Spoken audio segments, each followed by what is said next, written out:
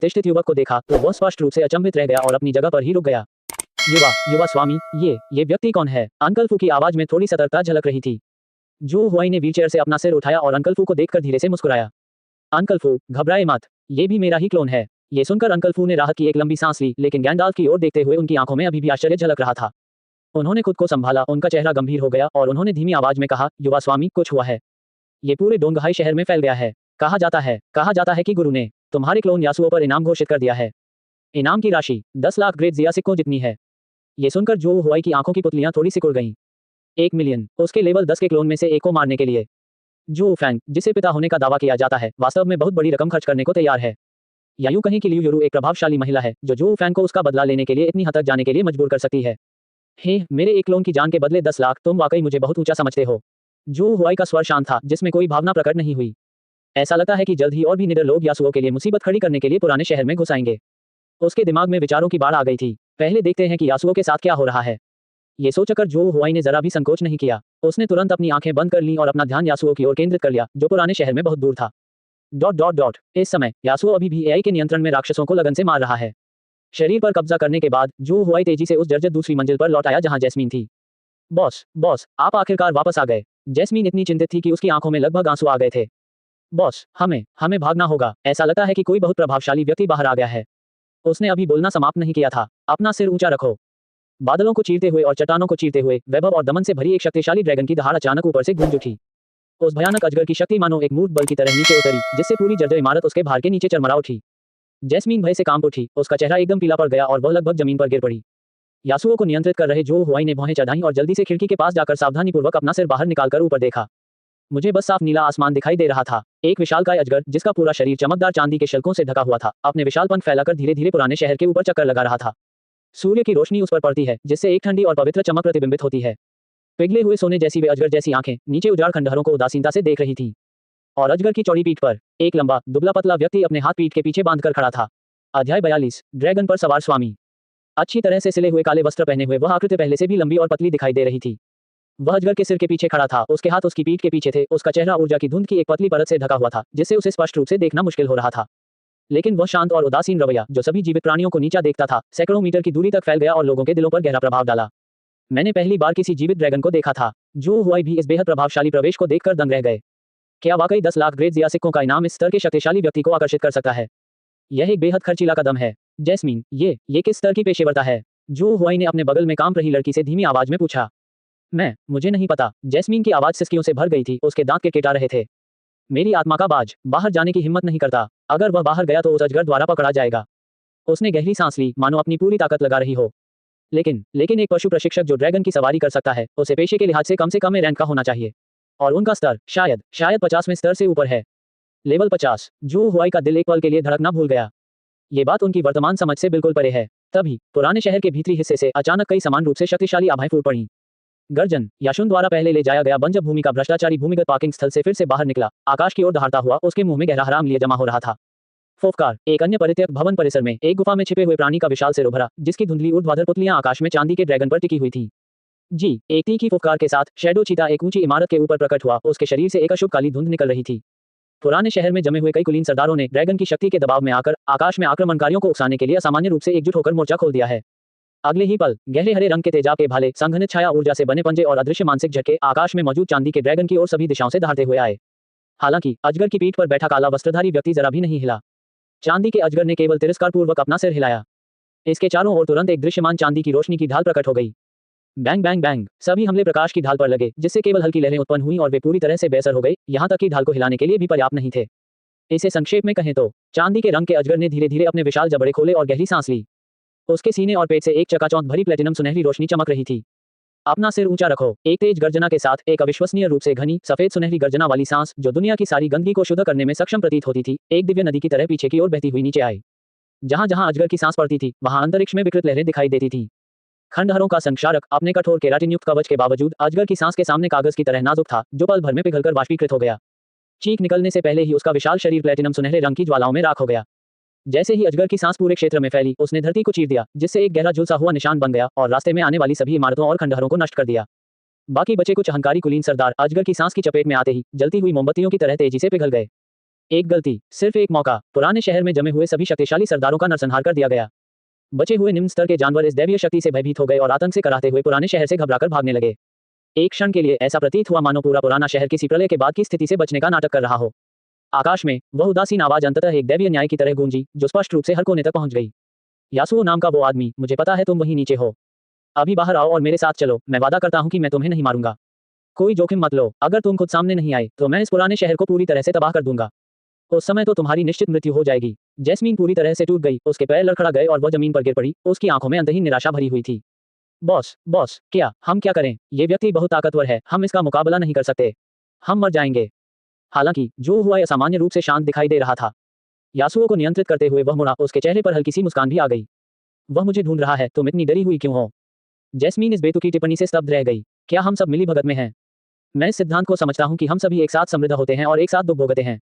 हालांकि वे एक दूसरे को 2 दिन से भी कम समय से जानते हैं। जो हुआई ने उसकी उलझन को नजरअंदाज करते हुए आगे कहा, ज्यादा समय नहीं बचा है। अब मुझे डोंगहाई शहर में अपना पता बताइए। जैस्मीन पूरी तरह से अचंभित रह गई। इस नाजुक मोड़ पर सबसे बड़ा भाई खुद से यह क्यों पूछ रहा है कि वह कहाँ रहता है और क्या करता है? क्या आप मेरे घर में शरण लेना चाहते हैं? लेकिन उससे क्या फायदा? समस्या यह है कि यहाँ से निकलने का कोई रास्ता ही नहीं है, ठीक है? उसका दिमाग पूरी तरह से अस्त व्यस्त था, लेकिन फिर भी उसने अनजाने में ही पता बता दिया। नंबर 127 डिंगजियांग रोड, चांगनिंग जिला, डोंगहाई शहर। जो हुआई ने सिर हिलाया, अपनी जेब से एक साधारण अंगूठी निकाली और उसे उसकी ओर फेंक दी। वह स्थानिक वलय उस दुर्भाग्यशाली मोशाओ के शव से प्राप्त किया गया था। जैस्मीन ने घबराए हुए अंदाज में उसे पकड़ा, वह पूरी तरह से अचंभित दिख रही थी। बॉस, आपका इससे क्या मतलब है? जो हुआई ने कोई जवाब नहीं दिया, लेकिन जल्दी और संक्षेप में कहा, अब मेरी बात सुनो। मैं थोड़ी देर में बाहर जाकर उसका ध्यान भटकाऊंगा। उसके जाने के बाद तुरंत पुराने शहर से भाग जाओ और डोंगहाई शहर लौट आओ। घर पर मेरा इंतजार करना। वह रुका, फिर उसने हर शब्द को असाधारण स्पष्टता के साथ बोला। तो मैं तुम्हें ढूंढने तुम्हारे घर आऊंगा, समझे? जैस्मीन ने सिर हिलाया, मानो वह असमंजस में हो। लेकिन उसे जल्दी ही समझ आ गया कि क्या हो रहा है। उसकी आंखों में चिंता और उलझन साफ झलक रही थी। बॉस, आप उससे कैसे बचेंगे? उसके पैरों तले एक असली अजगर बैठा है। जो हुआई मुस्कुराया, आपको इस बारे में चिंता करने की जरूरत नहीं है। इतना कहकर वह दूसरी मंजिल की खिड़की से कूद गया। ठंडी हवा में केवल एक स्पष्ट वाक्य ही शेष रह गया था। याद रखना, तुम्हें घर पर मेरा इंतजार करना होगा। इसी बीच आकाश में मौजूद चांदी के अजगर का धैर्य टूट गया था। इससे अजगर की सांस के छोटे छोटे फव्वारे निकलने लगे, जिससे पुराने शहर की इमारतें नष्ट होने लगी। बूम बूम बूम, सुनसान इमारतें प्लेटिनम सोने की लपटों में ढह गईं। अनगिनत विचित्र जीव जो भाग नहीं सके, अजगर की सांस से जलकर राख हो गए और वे दर्द भरी चीखें निकाल रहे थे।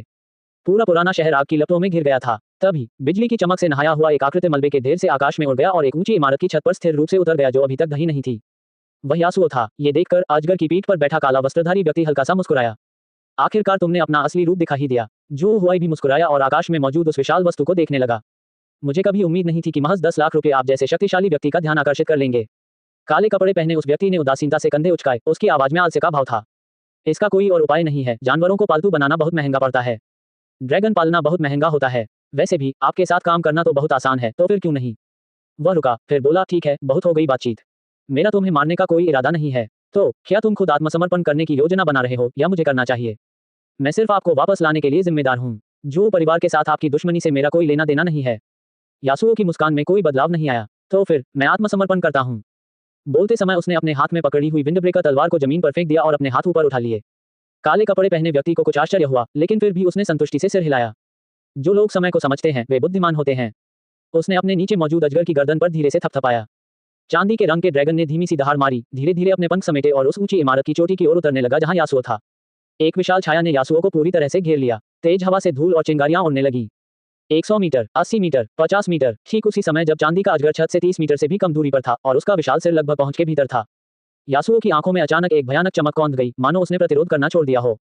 अब बिजली की चमक तेजी से दूर चली जाती है। उसकी आकृति पल भर में बिजली की एक घुमावदार किरण में बदल गई। पीछे हटने के बजाय आगे बढ़ती हुई विशालकाय ड्रैगन की ओर सीधी दौड़ पड़ी। निशाना अजगर नहीं था, बल्कि उसकी पीठ पर बैठा शांत और संयमित काला वस्त्रधारी व्यक्ति था। कोर्ट में मौत। काले वस्त्र पहने उस व्यक्ति को शायद इसकी उम्मीद थी और उसने बस ठंडी सी आवाज में नाक से कोड़ी।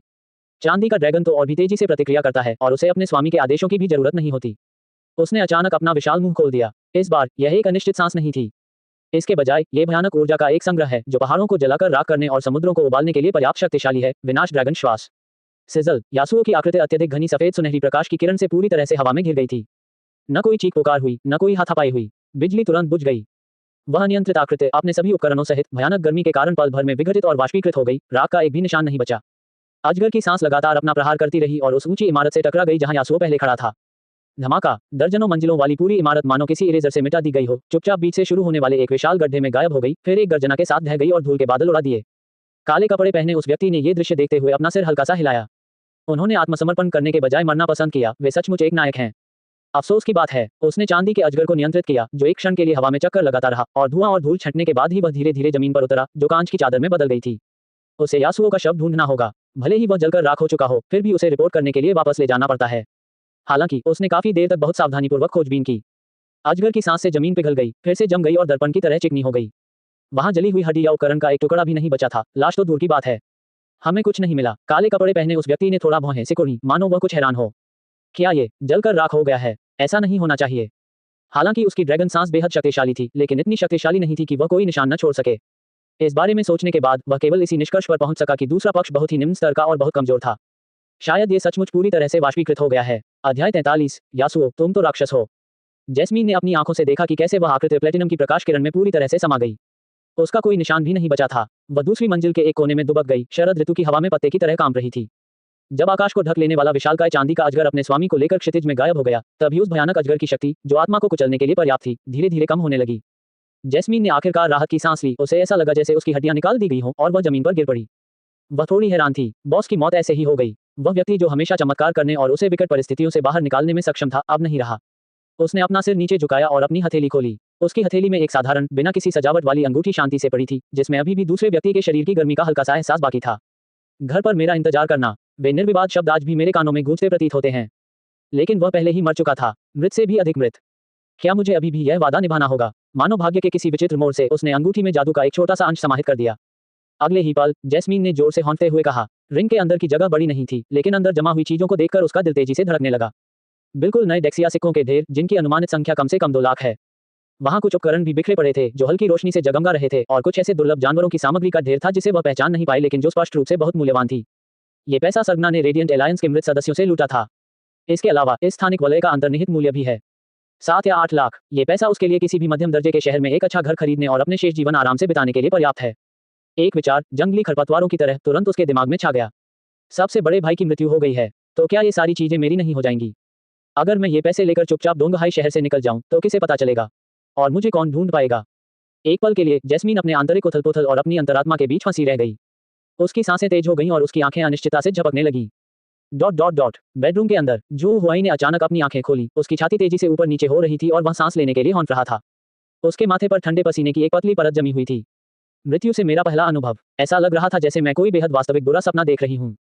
उस भयानक अजगर की सांस से पल भर में विघटित और वाष्पीकृत हो जाने का जलन भरा दर्द शरीर की हर नस में झंझनाहट पैदा करता हुआ प्रतीत हो रहा था। वह अजगर बहुत भयानक था। जू हुआई को यह उम्मीद नहीं थी कि डोंगहाई जैसे छोटे शहर में इतना उच्च कोटि का विशेषज्ञ छिपा हुआ है। हालांकि यासुओ को आत्मघाती हमले को अंजाम देने के लिए नियंत्रित करना उनके सावधानीपूर्वक विचार का परिणाम था। जब तक यासुओ जीवित है, इस मामले को शांत करना मुश्किल होगा। $10 लाख के इनाम के चलते मुसीबतें आती ही रहेंगी। अब जबकि मैं एक बार मर चुका हूं, ये जो परिवार और लियू यूरू की नजरों से भागने और अस्थायी रूप से गायब होने का एक सही अवसर है। खैर, यासुओ 24 घंटे में फिर से हीरो बन जाएगा। बिल्कुल सही समय। इस शांत अवधि के दौरान येजी को यासुओ और गैंडाल्फ के लिए आवश्यक उपकरणों के निर्माण में तेजी लाने दें। हमें अंकल फाउलर से गैंडाल्फ के लिए एक नया पहचान पत्र भी बनवाना होगा। इन सब में समय लगता है। जहां तक चमेली की बात है, जू हुआई की आंखें गहरी हो गईं। वह अंगूठी वास्तव में उसे अचानक ही दे दी गई थी। यह एक तरह से आश्वासन भी है और एक परीक्षा भी। वह देखना चाहता था कि ये दिखने में शर्मीली लेकिन सिद्धांतवादी लड़की भारी मुनाफे और अपनी मृत्यु के दोहरे प्रभाव का सामना करने पर क्या विकल्प चुनेगी। अगर वह भविष्य में अपनी खुद की शक्ति का निर्माण करना चाहता है, तो उसे केवल एक शक्तिशाली क्लोन से कहीं अधिक की आवश्यकता होगी। हमें इससे भी ज्यादा एक ऐसी टीम की जरूरत है जो पूरी तरह से भरोसेमंद और विश्वसनीय हो। कुछ समय बाद जू परिवार के महल में रेडियंस एलायंस का एक सदस्य दौड़कर आया और उसने सूचना दी कि यासुओ मारा गया है। अध्ययन कक्ष में जू फैंग ने रिपोर्ट सुनी। उनकी भौहें तन गईं। आप कह रहे हैं कि उनके अवशेषों का कोई सुराग नहीं मिला? राख का एक कण भी नहीं मिला? उस सदस्य ने अपना सिर झुकाया और आदरपूर्वक कहा, जी हाँ गिल्ड मास्टर। उस व्यक्ति ने खुद ही यह कहा था। दूसरा पक्ष संभवतः अजगर की सांस से भाप बनकर उड़ गया होगा। जू फैंग की आंखों में थोड़ी सी झिझक झलक उठी। मैं उसे जिंदा या मुर्दा देखना चाहता हूँ। जब तक उसने शव नहीं देखा, तब तक उसे बेचैनी महसूस होती रही। लेकिन जब उसने उस महत्वपूर्ण व्यक्ति का नाम सुना जिसने ये कदम उठाया था, तो उसके सारे संदेह पल भर में दूर हो गए। अगर वह व्यक्ति ही कोई कदम उठाता, तो यह आश्चर्य की बात नहीं होती कि वह न केवल किसी व्यक्ति को भाप बनाकर उड़ा सकता था, बल्कि पूरे पुराने शहर को भी ध्वस्त कर सकता था। जानता था। जू फैंग ने हाथ हिलाया। उसकी आवाज में थकावट झलक रही थी। लेखा कार्यालय जाओ और एक भी पैसा छोड़े बिना 10 लाख का इनाम उस अधिकारी के खाते में स्थानांतरित कर दो। हाँ, सदस्यों ने आदेश स्वीकार कर लिया और वापस चले गए। जू फैंग अपनी कुर्सी पर पीछे झुक गया और एक गहरी सांस ली। उस रात रेडिएंट एलायंस ने लगभग 50 कुशल लड़ाकों को खो दिया और साथ ही 10 लाख लोगों को भी खो दिया। ये सचमुच पत्नी और सेना दोनों को खोने का मामला है। वह पागल औरत लियू यूरू आखिरकार थोड़ी देर के लिए शांत हो सकती है। उसने मेज पर पड़ा कम्युनिकेटर उठाया और लियू यूरू का नंबर डायल किया। जल्द ही यह खबर लू क्यूई के कानों तक पहुंच गई। मर गया, हाँ, आखिरकार वह मर ही गया। लू क्यूई बिस्तर पर लेटा हुआ था जब उसने ये खबर सुनी। कई दिनों से उस पर छाया हुआ दुख गायब हो गया और वह प्रसन्न हो उठा। लूची, मुझे नाराज करने पर यही होता है। यासुओ नाम का वह आदमी लगभग उसका आंतरिक राक्षस बन गया था। चिकित्सक द्वारा बार बार यह आश्वासन दिए जाने के बावजूद कि वह पूरी तरह से ठीक हो गया है और उसे कोई स्थायी दुष्प्रभाव नहीं होगा, लेकिन अब जब भी वह शौचालय जाता है तो उसे शरीर के एक खास हिस्से में हल्का दर्द महसूस होता है और वह बेचैन हो जाता है। चिकित्सक ने उसे आश्वस्त किया कि यह सब मनोवैज्ञानिक है, लेकिन लू क्यूई को इस बात पर यकीन नहीं हुआ। उन्हें खुद इसकी पुष्टि करनी पड़ी। उस शाम लू क्यूई ने एक शानदार डिजाइनर पोशाक पहनी, अपनी स्टाइलिश स्पोर्ट्स कार चलाई और सीधे डोंगहाई शहर के सबसे खास नाइट क्लब गोल्डन स्प्लेंडर की ओर चल पड़ा। उस आलीशान प्रेसिडेंशियल स्वीट में लू क्यूई के साथ वास्तव में क्या हुआ यह कोई नहीं जानता। इतना ही पता है कि उसने कुल 5 लड़कियों को फोन किया था, जिनमें से प्रत्येक की शारीरिक बनावट और आकर्षण अलग अलग थे। वह सबसे पहले अंदर गया और 5 मिनट से भी कम समय में अजीब से भावों के साथ बाहर आ गया। दूसरा व्यक्ति अंदर गया और 3 मिनट में बाहर आ गया, उसकी आंखों में तिरस्कार भरा हुआ था। तीसरा वाला, चौथा वाला, 5वां वाला। अंत में जैसे ही 5वीं लड़की ने घृणा से भरे चेहरे के साथ दरवाजा पटक दिया, लू क्यूई की हिस्टेरिकल चीख और चीजों के टूटने की आवाज स्वीट के अंदर से गूंज उठी। यासुओ, तुम तो राक्षस हो, तुमने मुझे बर्बाद कर दिया, तुमने मुझे पूरी तरह से बर्बाद कर दिया। जब नाइट क्लब मैनेजर और सुरक्षा गार्ड अंदर घुसे तो उन्होंने फर्श पर केवल गंदगी देखी और लू परिवार का सबसे बड़ा बेटा, जो एक पागल की तरह दिख रहा था, शराब की बोतल पकड़े हुए फूट फूट कर रो रहा था। अध्याय 44, नक्षत्र और चंद्रमा का अस्त होना। उस शाम जो हुआई के फोन की स्क्रीन रोशन हुई और हल्की सी कंपन हुई। ये शी का टेक्स्ट मैसेज था। भाई जो हुआई, मैंने यासुओ नाम के उस आदमी के बारे में सुना है, क्या वह? इन पंक्तियों के बीच सावधानीपूर्वक छानबीन और बेचैनी का भाव निहित है। जो हुआई ने अपनी उंगली के सिरे को हल्के से थपथपाते हुए उत्तर दिया, हाँ, वह मर चुका है। जैसे ही संदेश भेजा गया, येशी ने तुरंत फोन किया। उसकी आवाज में स्पष्ट रूप से सिसकियां और आत्मदोष की भावना झलक रही थी। मुझे माफ कर दीजिए भाई जो हुआई, ये सब मेरी गलती है। अगर मैं न होता तो वह लूची के साथ शामिल नहीं होता और वह। ये तुम्हारा काम नहीं है। जो हुआई की आवाज कोमल और शांत थी, जिसमें एक सुकून देने वाली शक्ति थी। यह मेरी पसंद है और इसका आपसे कोई लेना देना नहीं है। आपको किसी भी चीज के बारे में सोचने की जरूरत नहीं है और आपको कुछ भी करने की जरूरत नहीं है। फोन के दूसरी तरफ येशी फूट फूट कर रो रही थी और उसे शांत होने में थोड़ा समय लगा, लेकिन कोई किंतु परंतु नहीं। जो हुआई ने उसे बीच में ही रोकते हुए कहा, शी, मेरी बात सुनो। यह मामला यहीं समाप्त होता है। अब कभी किसी के सामने यासुओ का नाम मत लेना। मुझे भेजे गए सभी संदेशों के साथ साथ हमारी कॉल लॉग्स को भी डिलीट करना याद रखें। मुझे समझ आ गया। येशी ने भारी स्वर में सिर हिलाया, उसकी आवाज में अभी भी नाक से निकलने वाली भारीपन थी।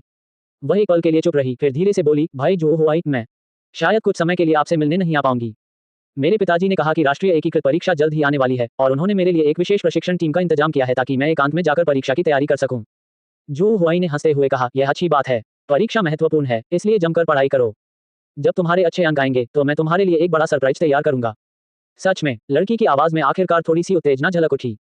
निश्चित रूप से। फोन रखने के बाद जो हुआई ने इससे संबंधित सभी रिकॉर्ड डिलीट कर दिए। वह अपनी व्हीलचेयर में पीछे की ओर झुक गया और खिड़की से बाहर के रात्रि दृश्य को शांतिपूर्वक निहारने लगा। इसी बीच तियानहाई शहर के फोर्जिंग मास्टर्स गिल्ड के अंदर पर्यवेक्षक शेन कियू का कार्यालय अच्छी तरह से रोशन था। उसने दोनों हाथों में एक अंगूठी पकड़ रखी थी, उसकी हथेलियां थोड़ी कांप रही थी, उसके चेहरे पर सदमे, परमानंद और अविश्वास का एक जटिल मिश्रण दिखाई दे रहा था। क्या सच में? यह उसने आज ही बनाया है? शेन कियू की आवाज थोड़ी कांप रही थी। उसके सामने खड़ी लिन वेई ने जोर से सिर हिलाया, उसका सुंदर चेहरा भी उत्साह से चमक रहा था। बिल्कुल सही सुपरवाइजर। मास्टर ओएजी पिछले कुछ दिनों से अंगूठियां बनाने पर ध्यान केंद्रित कर रहे हैं, सिवाय कुछ दिनों के आराम के। अभी अभी उसने मुझे यह अंगूठी दी। शेन कियू ने गहरी सांस ली, उसे ऐसा लग रहा था मानो उसका दिल गले से बाहर निकल आएगा। शानदार उपकरण। हालांकि यह सिर्फ लेवल 10 की अंगूठी है, लेकिन इसका महत्व असाधारण है। इसका मतलब यह है कि तियानहाई शहर के लोहार संघ ने आखिरकार महाकाव्य स्तर के उपकरण बनाने में सक्षम एक और उस्ताद को तैयार कर लिया है। ये ध्यान देने योग्य है कि डोंगहाई शहर में लोहार उद्योग हमेशा से ही प्रमुख साहसी संघों और कुलीन परिवारों द्वारा नियोजित लोहारों के साए में रहा है।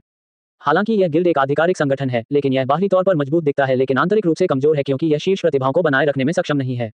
अधिकांश प्रतिभाशाली लोहारों को भारी धन दौलत वाले शक्तिशाली परिवारों ने अपने यहाँ काम पर रख लिया और वे उनके अनन्य शिल्पकार बन गए। इसके परिणामस्वरूप ब्लैकस्मिथ गिल्ड द्वारा उच्च श्रेणी के उपकरणों के उत्पादन में गिरावट आई है और उद्योग के भीतर इसका प्रभाव कमजोर हो रहा है। अब सब कुछ अलग है। ओएजी, वह तो बहुत छोटा है। उनका भविष्य असीमित है। जल्दी करो, मेरे साथ राष्ट्रपति से मिलने चलो। शेन कियू खुद को रोक नहीं पाया। उसने अंगूठी को सावधानी से एक तरफ रख दिया और लिन वेई को राष्ट्रपति के कार्यालय की ओर खींच ले गया। खबर सुनते ही राष्ट्रपति गुयान तुरंत मौके पर पहुंचे। जब उसने शेन कियू के हाथ से हल्की बैंगनी चमक उत्सर्जित करने वाली अंगूठी प्राप्त की तो उसकी तेज अनुभवी आंखों में एक भयानक चमक कौंध गई। बहुत बढ़िया, ठीक है। गुयान ने अंगूठी को सहलाया और 2 बार अच्छा कहा। उसकी आवाज ऊर्जा से भरी हुई थी। मैं इस बात को बहुत लंबे समय से अपने अंदर दबाए हुए था। उसने अंगूठी को प्रकाश में ऊपर उठाया, मानो वह कला की किसी उत्कृष्ट कृति की प्रशंसा कर रहा हो। शेन कियू, जी हाँ अध्यक्ष महोदय, तुरंत व्यवस्था करो। इस अंगूठी को हमारे गिल्ड के नीलामी घर में भेजो। गुयान की आंखों में चतुराई झलक रही थी। हम सार्वजनिक नीलामी चाहते हैं। जितना ज्यादा हंगामा होगा उतना ही अच्छा होगा। मैं डोंगहाई शहर में सभी को ये बताना चाहता हूँ कि हमारे लोहारों के संघ में प्रतिभाशाली लोगों की कमी नहीं है। हम वापस आ गए। जो हुआई को गिल्ड के इस फैसले की जानकारी नहीं थी। इस समय वह येजी को नियंत्रित कर रहा था और गिल्ड की दूसरी मंजिल पर स्थित ब्लूप्रिंट लाइब्रेरी में नए उपकरण ब्लूप्रिंट का सावधानीपूर्वक चयन कर रहा था। यासुओ 24 घंटे में पुनर्जीवित हो जाएगा और गैंडाल्फ भी प्रकट हो चुका है। अब उनके लिए नए उपकरण तैयार करने का समय आ गया है। उसकी नज़र तुरंत लेवल 15 के बैंगनी रंग के दुर्लभ सेट के ब्लूप्रिंट पर टिक गई। वाइल्ड सेट दुर्लभ। यह उपकरण सेट व्यावहारिक रूप से यासुओ के लिए ही बनाया गया है। सेट बोनस न केवल चपलता को 50% तक बढ़ाता है, बल्कि एक सक्रिय कौशल भी प्रदान करता है। वाइल्ड रश सक्रिय होने पर आक्रमण गति और चलने की गति 100% बढ़ जाती है और क्रिटिकल स्ट्राइक की संभावना 30% बढ़ जाती है, जो 10 सेकंड तक बनी रहती है। इस अवधि के दौरान प्रति सेकंड 100 मैना खर्च होती है और 100 स्वास्थ्य का नुकसान होता है। बेहद शक्तिशाली विस्फोट क्षति कौशल। जहां तक स्वास्थ्य खोने के नकारात्मक प्रभाव की बात है, जो हुआई को इसकी परवाह नहीं थी। ये समस्या तब तक हल हो जाएगी जब तक आप अपने उपकरण पर कुछ अटैक लाइफ स्टील स्टैट्स को रीरोल करने के लिए टच ऑफ स्पिरिट रिफाइनमेंट का उपयोग करते हैं।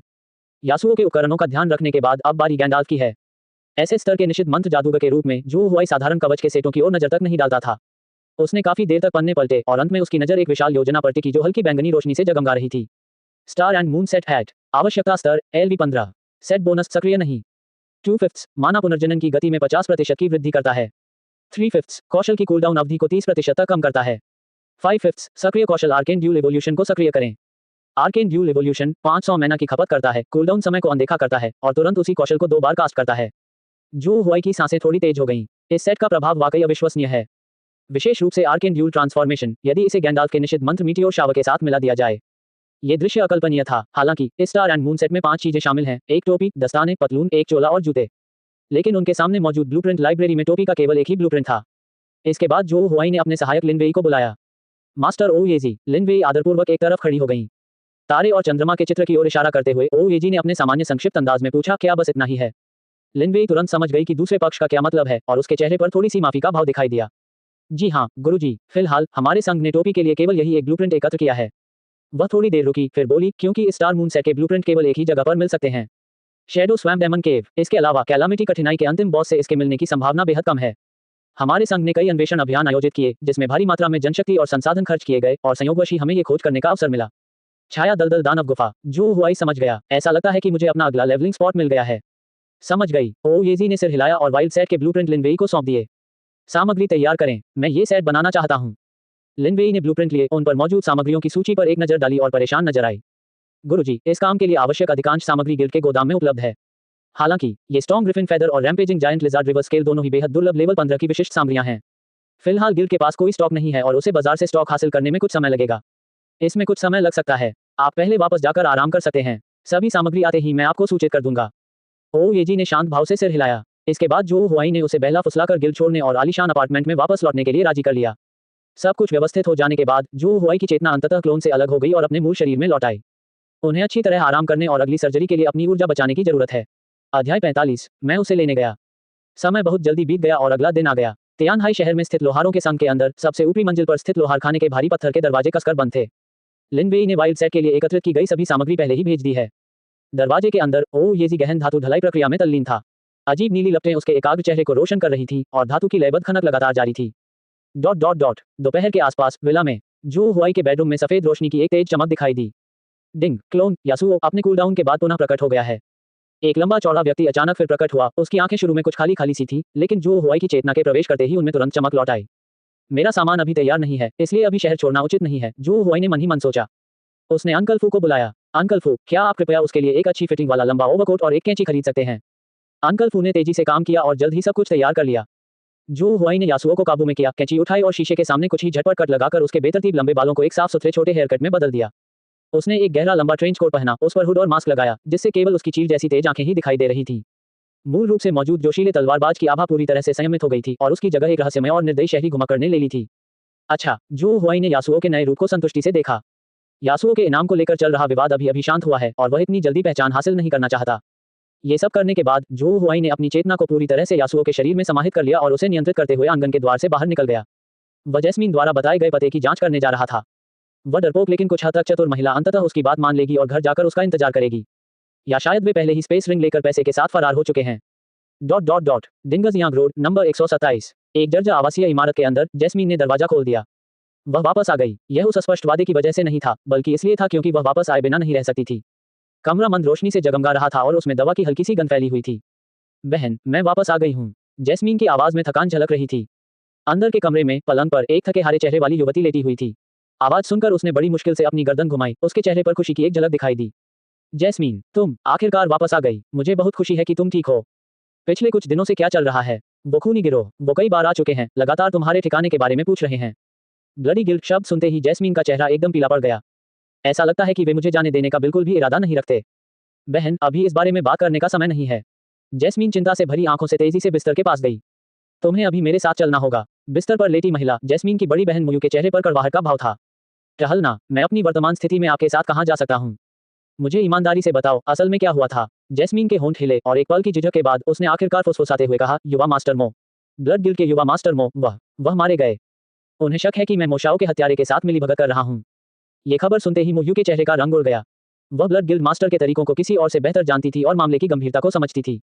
तो तुम्हें जल्दी से निकल जाना चाहिए। मोयू की आवाज में घबराहट थी। तुम्हें निकल जाना चाहिए, मेरी चिंता मत करो।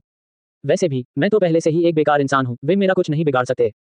नहीं, जैस्मीन ने हठपूर्वक सिर हिलाया, उसकी आंखों में आंसू भर आए। तुम मेरी बहन हो, हमने वादा किया था कि हम कभी अलग नहीं होंगे। उसने अपनी बहन का हाथ पकड़ने के लिए हाथ बढ़ाया, लेकिन पाया कि उसकी बहन के हाथ उसके बगल में बेजान लटके हुए थे, गतिहीन। ठीक उसी समय जब दोनों बहनें बहस कर रही थीं, टकराना। गलियारे में दूर से आती हुई भारी कदमों की आहट गूंज रही थी। ऐसा लग रहा था जैसे कम से कम 3 या 4 लोग हों। जैस्मीन का दिल घबरा गया और उसने सतर्कता से दरवाजे की ओर देखा। कौन? किसी ने जवाब नहीं दिया। अगले ही पल क्लैंग, लकड़ी के कमजोर दरवाजे को जोर से लात मारकर खोला गया, जिससे लकड़ी के टुकड़े हवा में उड़ने लगे। 3 हटे कट्टे आदमियों ने, जिनके चेहरे भयावह थे, दरवाजे को अवरुद्ध कर दिया, जिनमें से नेता के चेहरे पर एक दुष्टतापूर्ण मुस्कान थी। जैस्मीन, तुम अपनी लकवाग्रस्त बहन को छोड़कर जाने का दर्द बर्दाश्त नहीं कर सकी, इसलिए तुम सचमुच वापस आ गई हो। ब्लडी गिल्ड ने तुम्हारे साथ अच्छा व्यवहार किया है और यंग मास्टर मो तुम्हें बहुत महत्व देते हैं, इसलिए वे तुम्हें हमेशा अपने साथ रखते हैं। तुम्हारी हिम्मत कैसे हुई उन्हें धोखा देने की? जैस्मीन कांप उठी और सहज रूप से अपनी बहन के सामने खड़ी हो गई। उसका चेहरा पीला पड़ गया था। वह जानती थी कि इस समय कोई भी स्पष्टीकरण देना व्यर्थ होगा। मैं तुम्हारे साथ चल सकती हूँ। उसने गहरी सांस ली, उसकी आवाज कांप रही थी, लेकिन तुम मेरी बहन को चोट नहीं पहुंचा सकते। समूह के मुखिया हटे कट्टे आदमी ने बिस्तर पर लेटे मोयू पर तिरस्कार भरी निगाहों से देखते हुए उपहास किया। चिंता मत करो, मुझे लकवाग्रस्त लोगों में कोई दिलचस्पी नहीं है। नहीं तो हम बहुत पहले ही कार्रवाई कर चुके होते। हम अब तक इंतजार क्यों करते? निराशा एक सुनामी की तरह जैस्मीन को पूरी तरह से अपने वश में कर लिया। वह मुड़ी, उन हटे कट्टे आदमियों की तरफ पीट करके, और चुपके से वह स्पेशियल रिंग अपनी बहन के हाथ में रख दी। वह अपनी बहन के कान के पास झुकी और इतनी धीमी आवाज में बोली कि केवल वे दोनों ही सुन सकें। बहन, कृपया इस अंगूठी को सुरक्षित रखना। अगर कोई मुझे ढूंढते हुए आए, तो उसे यह अंगूठी दे देना और उसे आकर मुझे बचाने देना। अगर वह व्यक्ति नहीं आता, तो तुम्हें यह अंगूठी पहननी चाहिए और एक अच्छा जीवन जीना चाहिए। इतना कहने के बाद जैस्मीन ने कड़वी मुस्कान दी। मैं बकवास। वह व्यक्ति, जिसकी स्पष्ट रूप से अजगर की सांस से मृत्यु हो गई थी, वह मुझे बचाने कैसे आ सकता था? ये तो बस एक अंतिम कल्पना है। नहीं, चमेली, नहीं। मोयू जी भर के रोई, उसकी गर्दन की नसें फूल गईं, लेकिन वह अपने शरीर को बिल्कुल भी हिला नहीं पा रही थी। वह असहाय होकर देखती रह गई क्योंकि लोगों का वह समूह जैस्मीन को मवेशियों की तरह घसीट कर ले जा रहा था। दरवाजा जोर से बंद कर दिया गया। कमरे के अंदर केवल उसकी बेबस और हताश चीखें ही सुनाई दे रही थीं। काका, जैसे जैसे रोने की आवाज धीरे धीरे कर्कश होती गई। दरवाजे पर फिर से कदमों की आहट सुनाई दी। एक व्यक्ति लंबे ट्रेंच कोट, हुड और मास्क पहने हुए अंदर आया।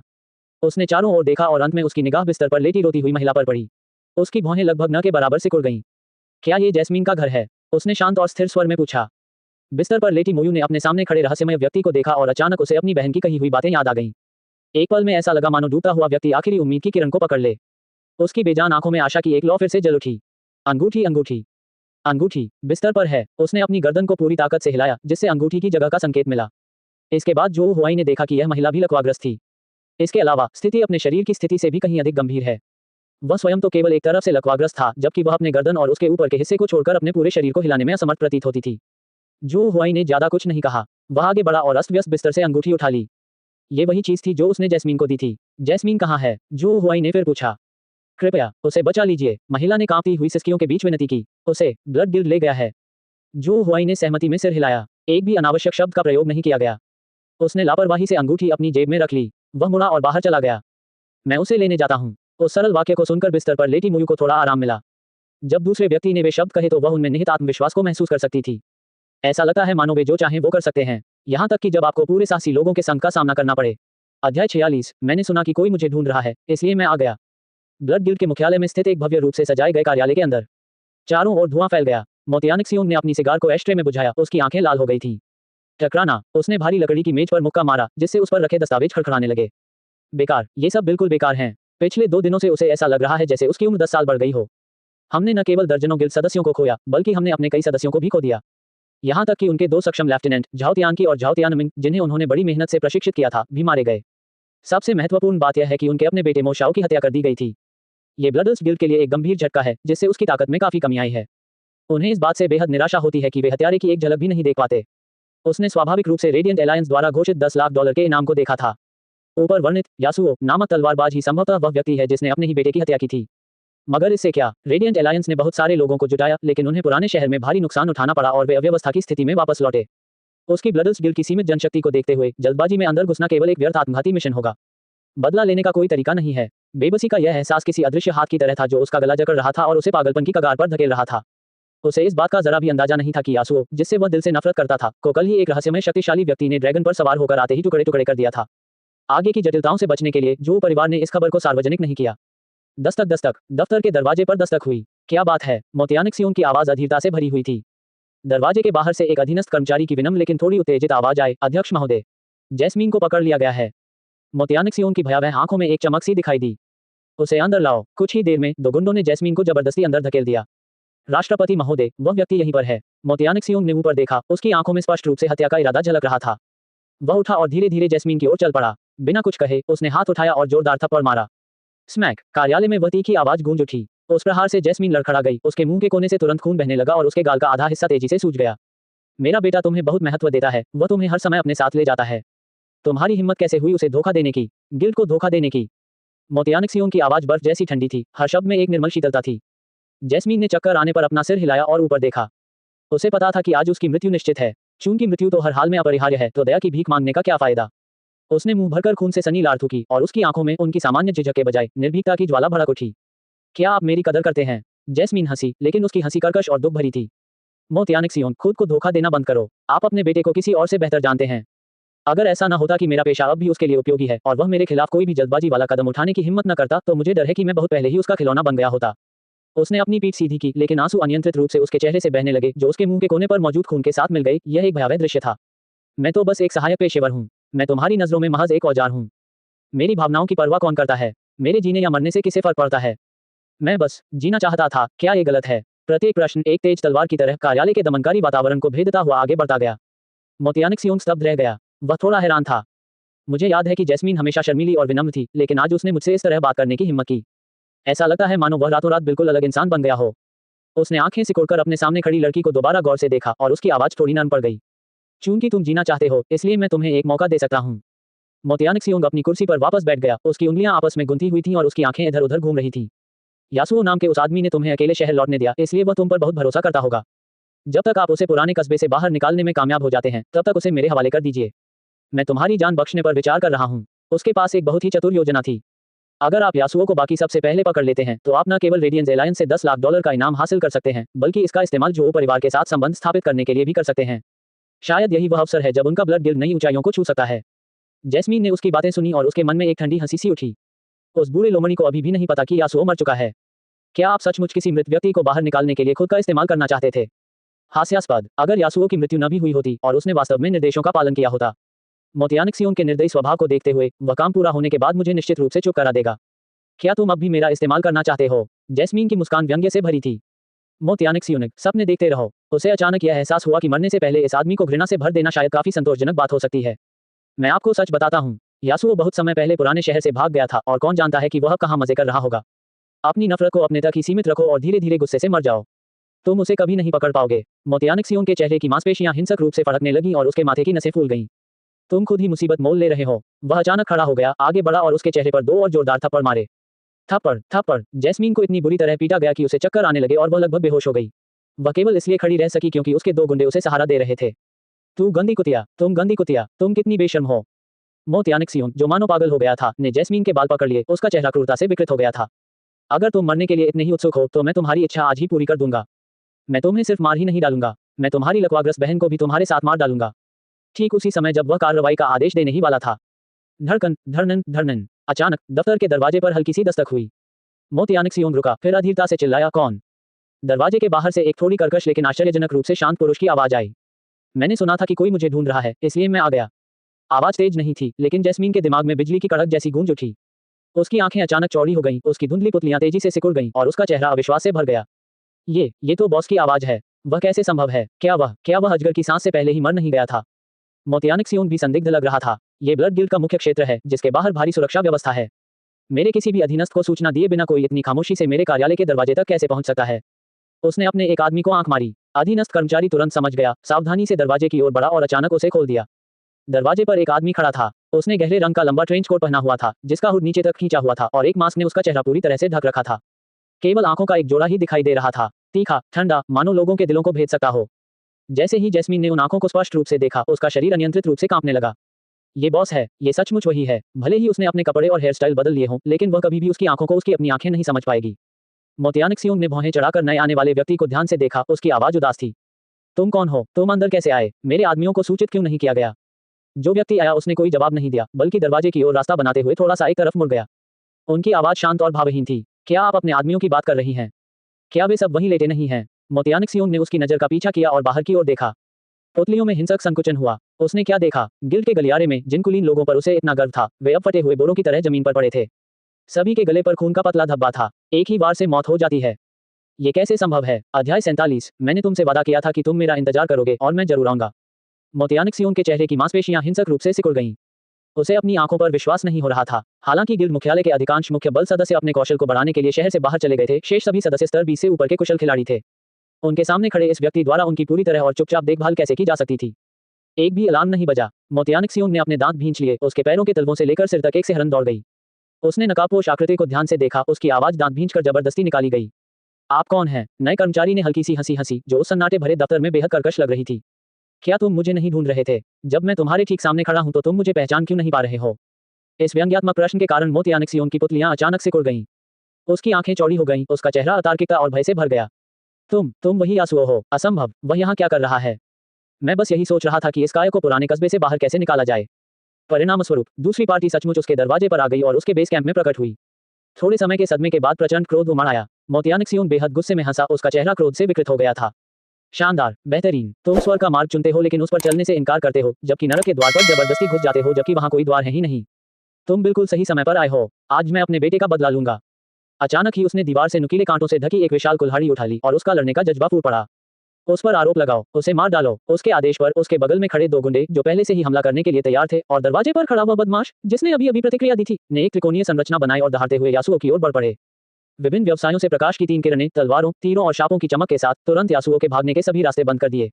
जैस्मीन का दिल धड़क रहा था। हालांकि इस जानलेवा हमले का सामना करते हुए उस व्यक्ति ने शांतिपूर्वक अपना हाथ ऊपर उठा लिया। उसने धीरे धीरे अपनी हवा को भेदने वाली लंबी तलवार निकाली। बहुत धीमा, 2 निर्मम शब्द गूंज उठे। अगले ही पल उसकी आकृति अचानक बिजली की एक घूमती हुई किरण में बदल गई। बिजली की चमक तेजी से दूर चली जाती है। पफ! बिजली की एक चमक के साथ तलवार लिए हुए सबसे आगे खड़ा योद्धा अचानक रुक गया। उसके गले पर खून की एक पतली सी लकीर दिखाई दी। ताजा खून फव्वारे की तरह फूट निकला। उन्हें यह भी नहीं पता चला कि दूसरे पक्ष ने अपनी चाल कैसे चली। बिना रुके बिजली एक विचित्र कोण पर मुड़ी और पलक झपकते ही उनके पीछे मौजूद तीरंदाजों की ओर बढ़ने लगी। इससे पहले कि तीरंदाज का चेहरा पूरी तरह से भय से विकृत हो पाता, एक हाथ ने पहले ही उसकी गर्दन को जकड़ लिया था। स्नैप! हड्डी के चटकने की एक तीखी आवाज सुनाई दी। तीसरे शाप देने वाले ने खौफनाक चीख मारी और भागने के लिए मुड़ गया। लेकिन बिजली का एक तेज झटका पहले ही उसे अपनी चपेट में ले चुका था। ठंडी छुरी उसकी पीठ में घुस गई, जिससे मुट्ठी भर खौलता हुआ गर्म खून बाहर निकल आया। ये पूरी प्रक्रिया पलक झपकते ही घटित हो गई। लेवल 20 से ऊपर के 3 कुलीन पेशेवर खिलाड़ी यासुओ के कपड़ों को छूने से पहले ही मारे गए। दफ्तर में कुछ क्षणों के लिए केवल मोतियानिक सियोन की भारी सांसें ही सुनाई दे रही थी। उसके चेहरे पर दिख रहे गुस्से की जगह अब डर ने ले ली थी। हमारे सामने खड़ा व्यक्ति खुफिया रिपोर्टों से कहीं अधिक शक्तिशाली है। आप, मोतियानिक सियोन ने अभी एक शब्द भी नहीं कहा था कि यासुओ का शरीर फिर से हिलने डुलने लगा था। कोई बकवास नहीं, कोई विराम नहीं था, केवल वध, कमीने। मोतियानिक सियोन दहाड़ा और पलटकर जोरदार प्रहार किया।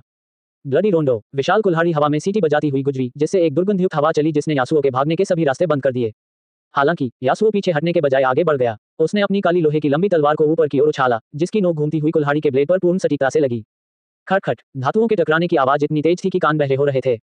तलवार के माध्यम से एक तीव्र बल प्रवाहित हुआ, जिससे यासुओ कई मीटर पीछे की ओर फिसल गया, इससे पहले कि वह अपने पैरों पर फिर से खड़ा हो पाता। जैसा कि लेवल 35 के योद्धा से उम्मीद की जाती है, उसकी ताकत का गुणधर्म वास्तव में आश्चर्यजनक है। मोतियानिक सियोन के सफल प्रहार के बाद उसकी गति और भी बढ़ गई। उसकी विशाल कुल्हाड़ी अत्यधिक बल के साथ चली। प्रत्येक वार से हवा का एक जोरदार झोंका उत्पन्न हुआ, जिससे लोगों को सांस लेना मुश्किल हो गया। पलक झपकते ही कार्यालय कुल्हाड़ियों की चमक और तलवारों की दमक से भर गया। जू हुआई ने यासुओ को नियंत्रित करते हुए एस क्लास की चपलता का अधिकतम लाभ उठाया। उसकी आकृति भूत की तरह थी, जो कुल्हाड़ी की हिंसक छायाओं के बीच से होकर गुजर रही थी। उसका हर वार बेहद खतरनाक था और तलवार का हर प्रहार धूर्तता और निर्ममता से भरा था, जो सीधे मोतियानिक सियोन की कमजोरियों पर निशाना साध रहा था। जैसे जैसे लड़ाई आगे बढ़ी, मोतियानिक सियोन की चिंता बढ़ती गई। वो बच्चा बहुत तेज है। उसने अपने कुल्हाड़ी के प्रत्येक वार के लिए पूर्ण समय की गणना कर ली थी, फिर भी दूसरा व्यक्ति हमेशा बहुत कम अंतर से उन वारों से बच जाता था। हालांकि उसके प्रतिद्वंदी की तलवार हमेशा अविश्वसनीय कोणों से वार करती प्रतीत होती थी।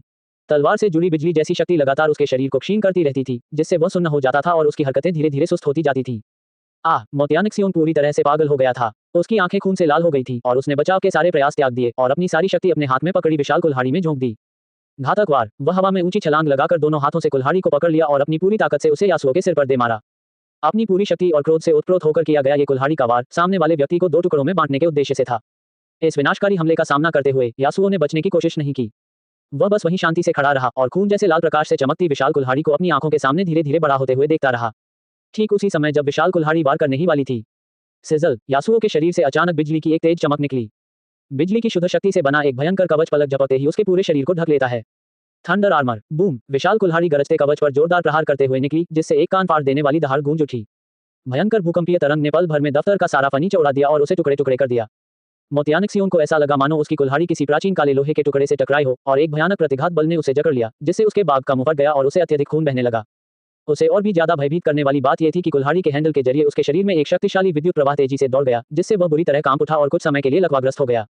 यासुओ ने सीधे वार सहा, जिससे उसकी थोड़ी सी सेहत कम हो गई, लेकिन उसकी आंखें और भी ठंडी हो गईं। वह चले गए। मोतियानिक्सियोन के लकवाग्रस्त होने का फायदा उठाते हुए उसके हाथ में मौजूद लंबी तलवार बिजली की लकीरों में बदल गई और उसने मोतियानिक्सियोन के शरीर पर ताबड़तोड़ प्रहार किए। एक तलवार, दो तलवारें, तीन तलवारें। मोतियानिक्सियोन का कवच आसानी से फट गया और चारों ओर खून फैल गया। असहनीय दर्द ने उसे सुन्नापन से थोड़ा होश में लाया। उसने पीछे हटने की कोशिश की, लेकिन पाया कि उसका शरीर अभी भी बेहद अकड़ा हुआ था। उसी क्षण यासुओ के थंडर आर्मर की अवधि समाप्त हो गई। कवच पल भर में गायब हो गया और एक और भी भयंकर धमाके में बदल गया, जिसने मोतियानिक्सियोन की छाती पर करीब से प्रहार किया। फुफ! मोतियानिक्सियोन अवाक रह गया। उसने मुंह से खून थूक दिया और उसका शरीर लगभग एक सेकंड के लिए लकवाग्रस्त हो गया। परिणाम तय हो चुका है। यासुओ मानो टेलीपोर्टेशन के जरिए उसके सामने प्रकट हुआ हो। एक ठंडी तलवार की रोशनी ने मोतियानिक्सियोन की निराशा से भरी आंखों को भेद दिया। मोतियानिक्सियोन के शरीर से लगातार ताजा खून बह रहा था।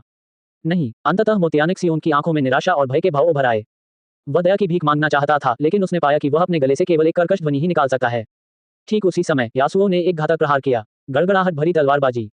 मोतियानिक्सियोन का शरीर, जो पहले से ही अपनी सीमा के करीब था, अब और सहन नहीं कर सकता था। वह कीचड़ के ढेर की तरह जमीन पर गिर पड़ा। उसका शरीर काला पड़ गया था और वह पूरी तरह से बेजान था। लड़ाई खत्म हो गई है। यासुओ ने शांत भाव से अपनी तलवार म्यान में रख ली। उसी क्षण जैस्मीन जमीन पर सिकुड़कर बैठ गई, पूरे शरीर में हल्का दर्द महसूस होने के बावजूद। लेकिन उनके होठों पर मुस्कान आ गई। क्या मैं सपना देख रहा हूँ? ऐसा लग रहा था जैसे उसने सपना देखा हो कि उसका बॉस उसे बचाने आया है। उसने मोतियानिक्सियोन की भी हत्या कर दी। तभी जैस्मीन को हल्का सा आभास हुआ कि कोई उसकी ओर आ रहा है। वह अपने आप को अपनी पीठ पर लाद कर ले गया, ठीक पहले की तरह। सचमुच मजबूत कंधों का एहसास हो रहा है। जैस्मीन अब और खुद को रोक नहीं पाए और उसकी आंखों से आंसू बहने लगे। बॉस, क्या सच में आप ही हैं? यासुओ को नियंत्रित कर रहे जो हुआई ने चुपचाप सहमति में गुनगुनाया। उनका लहजा शांत और आत्मविश्वासपूर्ण था। मैंने तुमसे वादा किया था कि मैं तुम्हारा इंतजार करूंगा, और मैं निश्चित रूप से करूंगा। अध्याय 48, अभिशाप के सुराग। तभी ठंडी हवा चलने लगी। जैस्मीन को ऐसा लगा जैसे वह अभी अभी किसी बुरे सपने से बचकर निकली हो। वह एक चौड़ी, मजबूत पीठ पर लेटी हुई थी और आसपास का सड़क का दृश्य तेजी से उसके सामने से गुजर रहा था। सब कुछ स्तब्ध सा था। बॉस, क्या सच में आप ही हैं? उसकी आवाज बहुत धीमी थी, जिसमें अवास्तविकता का गहरा आभास था। क्या तुम उस अजगर के हाथों नहीं मारे गए थे? उसने अपनी आंखों से देखा कि कैसे अजगर की सांस, जो इस्पात को पिघलाने जितनी शक्तिशाली थी, ने उस आकृति को पूरी तरह से अपनी चपेट में ले लिया। लेकिन अब वह मेरे सामने बिल्कुल ठीक ठाक प्रतीत होता है। उसके शरीर पर एक खरोंच भी नहीं थी। जो हुआई ने यासुओ को नियंत्रित किया, उसके कदम कभी नहीं लड़खड़ाए। उसकी शांत आवाज हवा में गूंजती रही। मेरा काम करने का अपना तरीका है। आपको और कोई सवाल पूछने की जरूरत नहीं है। जैस्मीन ने आज्ञाकारी होकर अपना मुंह बंद कर लिया, लेकिन उसकी आंखों में जमा हो रहे आंसू अब और रोके नहीं जा सके और वे चुपचाप बह निकले, जिससे उस आदमी का कॉलर भीग गया। ब्लड गिल्ड के दरवाजे से अंदर कदम रखने से पहले उसने कभी कल्पना भी नहीं की थी कि वह जिंदा बाहर आ पाएगी। उसे इस बात की उम्मीद भी नहीं थी कि कोई उसे बचाने आएगा। इस निर्मम दुनिया में उसकी बहन के अलावा, जो उसका एकमात्र परिवार थी, किसी को भी इस बात की परवाह नहीं होगी कि वह जीवित रहे या मर जाए। लेकिन फिर वह आ गया। मेरे सामने खड़ा व्यक्ति अंतहीन अंधेरे को चीरती हुई प्रकाश की किरण के समान था। उसने जबरदस्ती, दबंगई से और अनुचित तरीके से उसे निराशा के गहरे गड्ढे से वापस खींच लिया। बॉस, आप मेरे प्रति इतने अच्छे कैसे हो सकते हैं? मुझे लगा मैं मरने वाली हूँ, सिसकियां लेते हुए। लड़की के सिसकते हुए रोने की आवाज सुनकर भी जो हुआई का स्वर शांत बना रहा। रोना मत, क्या मैंने ऐसा नहीं कहा था? मैं तुम्हारा बॉस हूँ, इसलिए स्वाभाविक रूप से मुझे तुम्हारी रक्षा करनी होगी। कुछ ही समय बाद दोनों डिंगशियांग रोड पर स्थित जर्जर आवासीय भवन में लौट आए। जब मोयू ने यासुओ द्वारा अपनी बहन को वापस लाते हुए देखा, तो उसकी निर्जीव आंखों से अचानक एक अविश्वसनीय प्रकाश फूट पड़ा, जो बाद में आंसुओं की बाढ़ में बदल गया। जैस्मीन, तुम वापस आ गई। तुम ठीक हो? जैस्मीन यासो की पीठ से उतरी, बिस्तर के पास दौड़ी, अपनी बहन का बेजान हाथ कसकर पकड़ा और आंसू रोकने की कोशिश करते हुए उसे सांत्वना दी। बहन, मैं ठीक हूँ, मैं बिल्कुल ठीक हूँ। मोयू खुशी के आंसुओं से फूट फूट कर रो पड़ी। उसकी निगाहें दरवाजे पर खड़े चुपचाप खड़े आदमी पर टिक गईं और उसकी आवाज में हार्दिक कृतज्ञता झलक रही थी। धन्यवाद, मेरी बहन की जान बचाने के लिए आपका बहुत बहुत धन्यवाद। जू हुआई ने हाथ हिलाकर यह संकेत दिया कि विनम्रता दिखाने की कोई आवश्यकता नहीं है। उसकी नज़र मोयू के थके हुए चेहरे पर पड़ी और एक अस्पष्ट परिचितता की भावना ने उसे लगभग अनजाने में अपनी भौहें सिकोड़ने पर मजबूर कर दिया। अगले ही पल वह अचानक आगे बढ़ गया। बहनों की अचंभित निगाहों के बीच उसने अचानक मोयू को ढकने वाले पतले कंबल को हटा दिया। तभी अचानक एक हाथ मोयू की पतली कलाई पर आ पड़ा। यह महज एक संक्षिप्त मुलाकात थी। जू हुआई का चेहरा अचानक जम गया। ये सही है, यही भावना है। वहां ठंड थी और सन्नाटा पसरा हुआ था, जैसे कोई कीड़ा हड्डी से चिपका हो। ये तो उस शापित शक्ति का कमाल है। उसके सामने खड़ी महिला भी उसी की तरह शापित थी। इस अचानक हुई घटना से दोनों बहनें चौंक गईं। जैस्मीन ने संशयपूर्वक बात की। बॉस, आपको क्या हुआ है? जू हुआई ने बिना जवाब दिए अपना हाथ छोड़ दिया, लेकिन अभूतपूर्व गंभीरता से जैस्मीन को घूरने लगा। तुम्हारी बहन की यह हालत कैसे हो गई? ये सुनकर जैस्मीन की शुरुआती चिंता तुरंत ही अत्यधिक गुस्से में बदल गई और उसने अपने दांत पीस लिए। क्या ये सब जू परिवार की वजह से नहीं है? जू परिवार? जू हुआई का दिल जोर से धड़कने लगा। तो क्या मोयू का जू परिवार से वाकई कोई संबंध था? इस समय बिस्तर पर लेटी मोयू ने धीरे से आह भरी और बात समझाने की पहल की। उसकी आवाज कमजोर थी लेकिन स्पष्ट थी। कुछ साल पहले मैं जू परिवार में एक नौकर था, विशेष रूप से तीसरी मालकिन की सेवा करने के लिए जिम्मेदार था। बाद में तीसरी मालकिन भी उस भयानक हमले की चपेट में आ गई और हम में से कई नौकर भी प्रभावित हुए। अंत में केवल मैं और मेरा छोटा मालिक ही जीवित बचे। उसके बाद मैं अपने शरीर को हिला डुला भी नहीं पा रहा था और जू परिवार ने मुझे घर से निकाल दिया। जू हुआई को अचानक एहसास हुआ। पता चला कि वह उस समय मेरी मां की नौकरानी थी। उसने मूल मालिक की धुंधली यादों की गहराई में एक पल के लिए खोज की और ऐसा प्रतीत हुआ कि वास्तव में ऐसी कोई आकृति थी जो हमेशा चुपचाप उसकी मां के बगल में व्यस्त रहती थी। उसके सामने खड़ी चमेली उसकी यादों में बसी लड़की की तुलना में कहीं अधिक कमजोर और पतली थी। वो लगभग पहचानने योग्य नहीं थी। इसलिए इसमें कोई हैरानी की बात नहीं है कि मैंने उसे पहली बार में पहचाना नहीं। उस हमले से जुड़ी मूल मालिक की यादें खंडित थीं, भ्रम और भय से भरी हुई थी। शायद इस जीवित बचे व्यक्ति से हमें श्राप के बारे में कुछ सुराग मिल सकें। क्या आपको ठीक से याद है कि उस समय क्या हुआ था? यासुओ के सवाल ने मोयू को चौंका दिया और उसके बगल में खड़ी मोली भी बहुत उत्सुक थी। बॉस, आप ये क्यों पूछ रहे हैं? जू हुआई ने अपने चेहरे के भाव बदले बिना कहा, मैं बस स्थिति को समझना चाहता हूँ। शायद मैं आपकी बहन पर लगे श्राप को हटाने का कोई तरीका ढूंढ सकूं। ये सुनकर मोयू ने कड़वी मुस्कान दी। श्राप को दूर करो। उच्च कोटि के जो परिवार के युवा स्वामी भी अनेक प्रतिष्ठित चिकित्सकों से परामर्श करने के बावजूद इलाज खोजने में असमर्थ रहे हैं। ऐसे में मुझे भला कैसे कोई उम्मीद हो सकती है? वह एक पल के लिए रुक गई, मानो उसे अपना वह दर्दनाक अतीत याद आ रहा हो। सैद्धांतिक रूप से मुझे इसके बारे में बाहरी लोगों को नहीं बताना चाहिए, लेकिन आप जैस्मीन के रक्षक हैं, इसलिए आपको बताना ठीक है। उस दिन जो परिवार के मुखिया का जन्मदिन का भोज था। दावत के बाद तीसरी मालकिन, युवा मालिक और हम कुछ नौकरों के साथ गाड़ी से तीसरी शाखा के विला में लौट आईं। वापसी के रास्ते में हम पर हमला हुआ। उस भयावह दृश्य को याद करते ही उसकी आवाज थोड़ी कांपने लगी। सब कुछ इतनी तेजी से हुआ। मुझे बस इतना याद है कि चारों तरफ से अनगिनत हमले हो रहे थे और कार पल भर में टुकड़े टुकड़े हो गई। मुझे इतना सदमा लगा कि मैं बेहोश हो गया। बेहोश होने से पहले मुझे लगता है कि मैंने तीसरे गुरु को देखा, जिन्हें मास्टर जो फैंग के नाम से भी जाना जाता है, जो मुझे बचाने आए थे। मुझे धुंधला सा मुझे लगता है मैंने उसे काले कपड़े पहने उन आदमियों पर दहाड़ते हुए सुना। मोयू ने याद करने की बहुत कोशिश की, उसकी भौहें सिकुड़ गईं। ऐसा लग रहा था जैसे वह पूछ रहा हो, क्या तुम्हें सन परिवार ने भेजा है? सन परिवार, ये दो शब्द जो हुआई के दिमाग में बिजली की कड़क की तरह फूट पड़े। सन परिवार अब डोंगहाई शहर का सबसे शक्तिशाली परिवार है। क्या ऐसा हो सकता है कि उस समय उनकी मां और उन पर हुआ हमला वास्तव में सन परिवार से संबंधित हो? और फिर जो हुआई ने जोर देकर पूछा। मोयू ने अपना सिर हिलाया, उसका चेहरा दुख से भरा हुआ था। बाद में मुझे कुछ भी पता नहीं चलेगा। जब मैं दोबारा जागूंगा तब तक सब कुछ खत्म हो चुका होगा। महिला की मृत्यु हो गई है और युवा मालिक लकवाग्रस्त हो गया है। हालांकि मैं महज किस्मत से बच गया, लेकिन यह व्यावहारिक रूप से मरने के बराबर ही था। जो परिवार ने मुझे कुछ पैसे दिए और बस इतना ही। अगर जैस्मीन ने इतने सालों तक मेरी देखभाल न की होती तो शायद मैं जीवित ही न रह पाता। जो हुआई ने सहमति में सिर हिलाया। चाहे सुराग सही हो या गलत, कम से कम उसके पास अपनी जांच के लिए एक दिशा तो है। उसने दोनों बहनों की ओर देखा। आप अब इस जगह पर और नहीं रह सकते। खूनी गिरोह के बचे हुए सदस्य तुम्हारे लिए मुसीबत खड़ी करने आ सकते हैं। मैं आपके रहने के लिए एक नई जगह का इंतजाम कर दूंगा। सौभाग्य से अंकल फू ने पहले से ही पर्याप्त अपार्टमेंट किराए पर ले रखे थे, इसलिए एक अपार्टमेंट का इंतजाम करना ही दोनों असहाय बहनों के लिए रहने की जगह पाने के लिए काफी होगा। जल्द ही दोनों बहनों को उनके नए घर में व्यवस्थित करने के बाद जो हुआई ने जैस्मीन को निर्देश दिए। अगले कुछ दिनों तक आपको अच्छी तरह आराम करना चाहिए और अपनी बहन का ख्याल रखना चाहिए। कुछ देर में मुझे एक महत्वपूर्ण मामला आपको सौंपना है। जैस्मीन ने तुरंत अपनी पीठ सीधी की, जोर से सिर हिलाया और यह नहीं पूछा कि यह किस बारे में था। चिंता मत करो बॉस, इसे मुझ पर छोड़ दो। यासुओ को दरवाजे से ओझल होते देख मोयू ने अपनी छोटी बहन की ओर देखा और धीरे से पूछा, जैस्मीन, तुम्हारा बॉस आखिर कौन है? जैस्मीन ने अपना सिर हिलाया। मुझे भी नहीं पता, लेकिन उसकी आंखों में लगभग अंधभक्ति और विश्वास भरा हुआ था। संक्षेप में कहें तो वह एक बेहद सक्षम व्यक्ति हैं। दूसरी ओर यासुओ अपार्टमेंट बिल्डिंग से बाहर निकला और हलचल भरे शहर के यातायात में घुल मिल गया। एक पल भी रुके बिना वह सीधे एक दिशा में चल पड़ा। डोंगहाई शहर, लोहार संघ। उसके उपकरण पहले ही ओएजी द्वारा जाली बनाए जा चुके थे। अध्याय 49, भयानक निषिद्ध मंत्र जादूगर। शीर्ष स्तरीय लोहार की कार्यशाला के बाहर, लोहार संघ। यासुओ चुपचाप प्रकट हुआ। भारी पत्थर का दरवाजा धीरे धीरे खुला और धातु की ताजगी भरी सुगंध के साथ झुलसा देने वाली गर्मी की एक लहर बाहर निकल आई। बिना कोई शब्द बर्बाद किए ओएजी ने सीधे अपने द्वारा तैयार किए गए सभी उपकरणों को अपने स्थानिक घेरे में रख दिया। फिर उसने अंगूठी यासुओ को सौंप दी। यासुओ मुड़ा और चला गया। गलियारे के अंत में उसकी आकृति तेजी से ओझल हो गई। शुरू से अंत तक उन दोनों ने एक शब्द भी नहीं बोला। इस दृश्य को देखकर उसके बगल में खड़ी लिन वेई पूरी तरह से स्तब्ध रह गई। उसने सावधानी से ओ येजी से पूछा, मास्टर ओ, अभी अभी वह कौन था? ओ येजी का जवाब संक्षिप्त ही रहा, दोस्त, इस बार मेरे खाते से केवल सामग्री की लागत काट लीजिए। आपकी मेहनत के लिए धन्यवाद, कृपया मुझे घर छोड़ दीजिए। वह सचमुच आराम करने वाला नहीं था। इसके बजाय जो हुआई की व्यवस्था के तहत उसने चुपचाप अपार्टमेंट में दिव्य शिल्पकार का ज्ञान और आत्मा को संयमित करने का स्पर्श कौशल का उपयोग किया। अपनी दक्षता में सुधार करें, विशेष रूप से दिव्य शिल्पकार का ज्ञानोदय कौशल। हालांकि इसे वर्तमान में केवल दुर्लभ गुणवत्ता तक ही अपग्रेड किया जा सकता है। यह ओ येजी के लिए एक तरह से दोधारी तलवार साबित हुआ। लेकिन कौन जाने, शायद भविष्य में यह एक पौराणिक उपकरण में परिवर्तित हो जाए। उस समय ये कौशल वास्तव में एक दैवीय कौशल था। डोंगहाई शहर, उत्तरी द्वार। यासुओ गहरे रंग के ट्रेंच कोट पहने हुए चुपचाप शहर की दीवार से टिक गया। कुछ ही देर बाद दूर से एक लंबा और सीधा व्यक्ति चलकर आया। ये जो हुआई का तीसरा क्लोन था, एसएस रैंक का निषिद्ध जादूगर गैंडाल्फ। दोनों की मुलाकात हुई और उन्होंने शहर छोड़ने की तैयारी शुरू कर दी। शहर के द्वार पर तैनात पहरेदार नियमित जांच कर रहे थे, तभी उन्होंने यासुओ की पहचान संबंधी जानकारी देखी और उनके चेहरे आश्चर्य से भर उठे। आपका नाम भी यासुओ है? पहरेदारों ने उसे ऊपर से नीचे तक देखा और उस पर आश्चर्य जताया। आपका नाम काफी प्रभावशाली है। दरअसल उसका नाम उस वांछित अपराधी से मिलता जुलता है जिस पर 10 लाख डॉलर का इनाम है। गार्ड ने आधे मजाक में कहा, अगर मैंने यह न सुना होता कि यासुओ को किसी बड़े आदमी ने टुकड़े टुकड़े कर दिया है, तो मैं लगभग यही सोचता कि तुम ही हो। यासुओ को नियंत्रित कर रहे जो हुआई ने एक सूखी हंसी हंसी। हाँ, मैं पिछले कुछ दिनों से बहुत चिंतित हूँ। मुझे डर है कि सड़क पर चलते समय मुझे गलती से गिरफ्तार कर लिया जाएगा और इनाम के लिए ले जाया जाएगा। गार्ड जोर से हंस पड़ा और उसने उसके कंधे पर थपथपाया।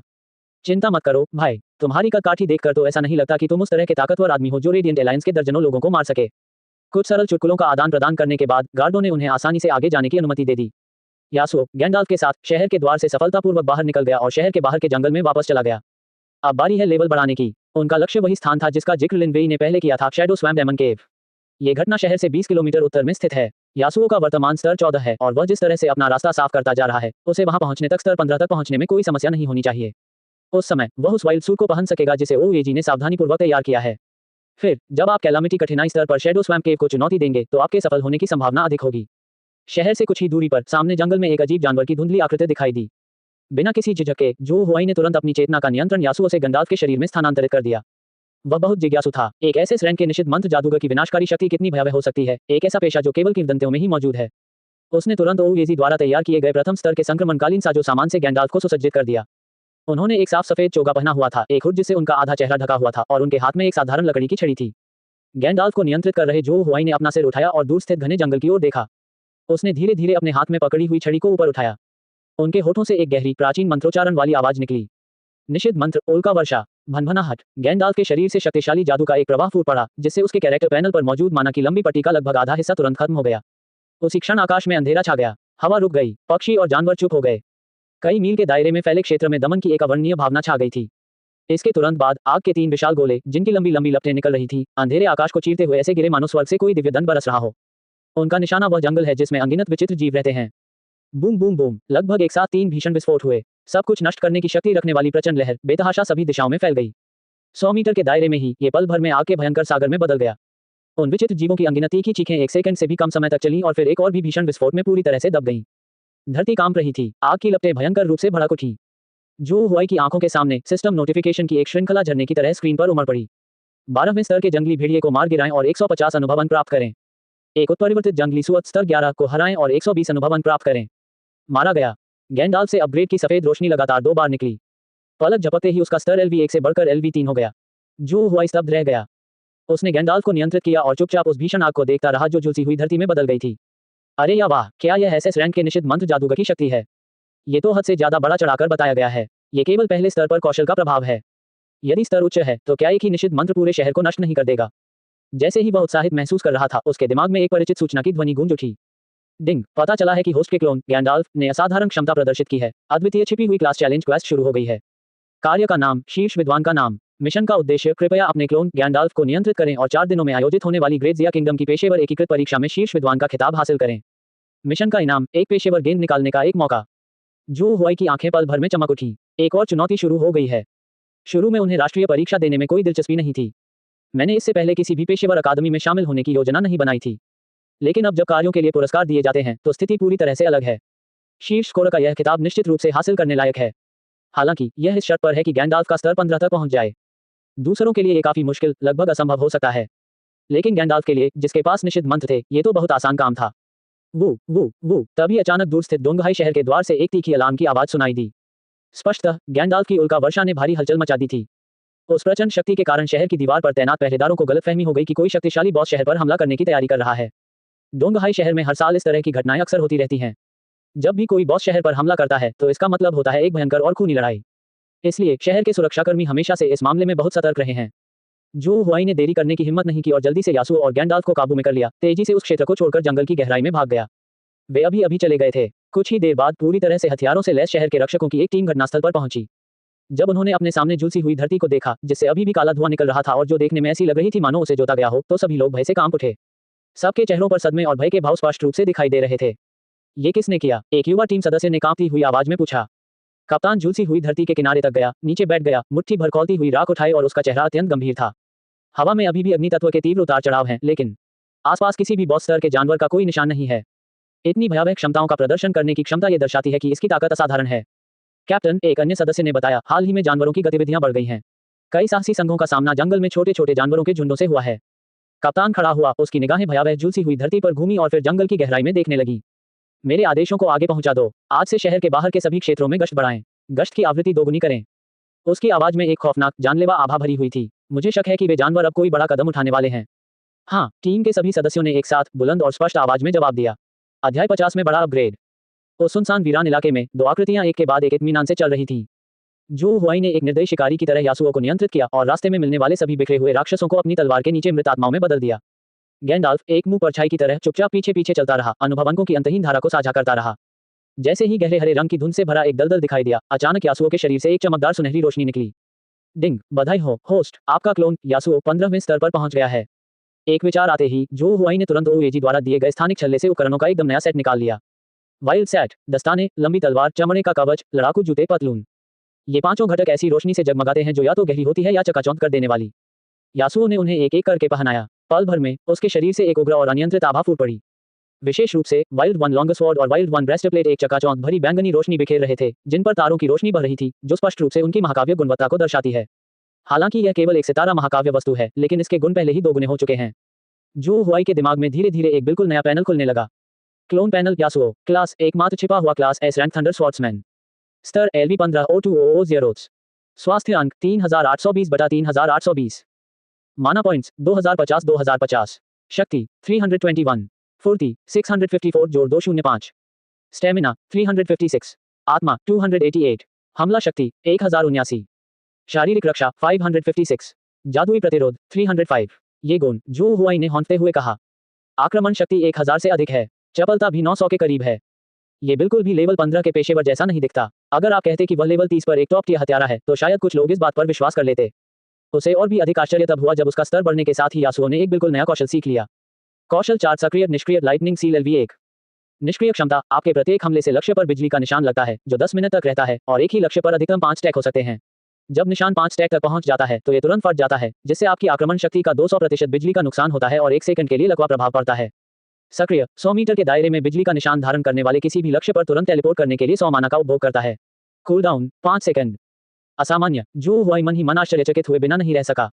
विस्थापन, विस्फोट से नुकसान, नियंत्रण, ये कौशल थंडर स्वॉर्ड्समैन की गतिशीलता और हत्या करने की क्षमताओं को एक अविश्वसनीय स्तर तक बढ़ा देता है। अगर आज हमें फिर से झाओ तियानमिंग या झाओ तियांग की जैसे किसी व्यक्ति का सामना करना पड़े तो जो हुआई को पूरा भरोसा था कि वह 10 सेकंड के भीतर अपनी तलवार से उन्हें आसानी से काट गिरा सकता है। इसी बीच गैंडाल्फ, जो पीछे पीछे चल रहा था और इस अनुभव का आनंद ले रहा था, वह भी चुपचाप लेवल 5 पर पहुंच गया। डोपेलगैंगर पैनल गैंडल्फ, वर्ग अद्वितीय गुप्त वर्ग SS रैंक निषिद्ध मंत्र जादूगर। स्तर LV 5 O2500। स्वास्थ्य अंक 1100। माना पॉइंट्स 3200/3200। शक्ति 189। फुर्ती 160। स्टेमिना 218। मानसिक शक्ति 588। जादुई शक्ति 679। शारीरिक रक्षा 101।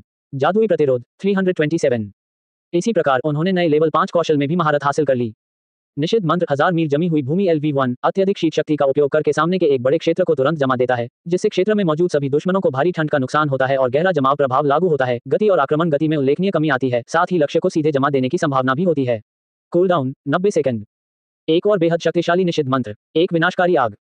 एक ऐसी बर्फ जो सब कुछ जमा देती है। जो हुआई को तो ये भी लगा कि जैसे जैसे गैंडाल्फ का स्तर बढ़ता गया, उसकी विकास क्षमता यासो की तुलना में कहीं अधिक भयावह होती गई।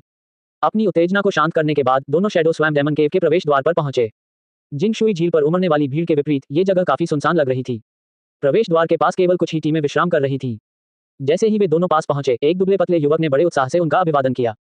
भाइयों, ऐसा लगता है कि आप पहली बार शैडो स्वैम्प डेमन केव में आ रहे हैं, है ना? क्या आप नॉर्मल डिफिकल्टी लेवल पर साथ मिलकर खेलना चाहेंगे? हमारी टीम में एक पेशेवर हीलर और एक शक्तिशाली फायर मेज है, इसलिए हमारा डैमेज आउटपुट निश्चित रूप से बुरा नहीं है। यासुओ को नियंत्रित करते हुए जू हुआई ने उदासीनता से उसकी ओर एक नजर डाली और फिर उसके चारों ओर घूमने की तैयारी करने लगा। ये देखकर वह युवक तेजी से उसके पीछे पीछे चला गया, उसकी आवाज पहले से भी अधिक गंभीर हो गई थी।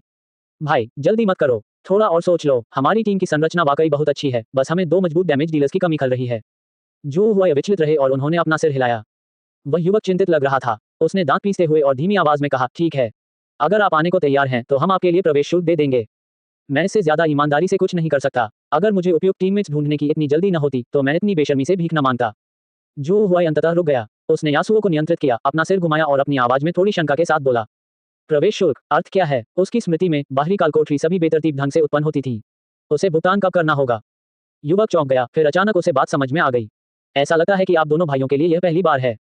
जू हुआई ने सिर हिलाया। वह युवक और करीब आया, उसकी आवाज बेहद धीमी थी, मानो वह कोई चौंकाने वाला रहस्य प्रकट कर रहा हो। भाई, ये स्वाभाविक है कि तुम नहीं जानते। अब डोंगहाई शहर के आसपास के कई लाभदायक बाहरी कालकोठरियों पर उन बड़े संघों का एकाधिकार हो गया है। कालकोठरी में प्रवेश करना चाहते हो? ठीक है, पैसे दो। बिल्कुल नहीं। उसने पास ही स्थित भयावह गुफा के प्रवेश द्वार की ओर इशारा किया। ये शैडो स्वैम्प डेमन केव अब स्काई स्वॉर्ड गिल्ड के कब्जे में है। सामान्य कठिनाई स्तर में प्रवेश करने के लिए प्रति व्यक्ति 1000 जिया सिक्के लगते हैं। ये सबसे सस्ता वाला है। जितनी ज्यादा कठिनाई होगी उतना ही ज्यादा महंगा पड़ेगा। अगर आप कैलामिटी कठिनाई स्तर पर जाना चाहते हैं तो हम न केवल आपसे पैसे लेंगे बल्कि आपके बाहर आने के बाद आपके लूटे गए सामान का एक हिस्सा भी ले लेंगे। जू हुआई ने अपनी भौहें थोड़ी ऊपर उठाई। ये गिल्ड इतना दबंग है, तुम इसका विरोध क्यों नहीं करते? ये सुनकर उस युवक ने उसे ऐसे देखा मानो वह मूर्ख हो। प्रतिरोध? यार, क्या तुम मजाक कर रहे हो? हम कैसे पलटवार कर सकते हैं? क्या हम जाकर पूरे गिल्ड का सीधे सामना करें? Sword of the azure sky Donghai शहर के शीर्ष गिल्डों में से एक है जिसे सन परिवार का समर्थन प्राप्त है। हम जैसे तुच्छ लोग उन्हें नाराज करने की हिम्मत कैसे कर सकते हैं? उसने आह भरी, उसकी आवाज में बेबसी साफ झलक रही थी। इसे अच्छा माना जाता है। लेवल 20 और 30 के वे डंगोन पूरी तरह से बड़े गिल्डों के एकाधिकार में हैं। वहां डंगोन में प्रवेश करने के लिए भुगतान करने का कोई मौका ही नहीं है। इसके अलावा ये लंबे समय से एक अलिखित नियम रहा है।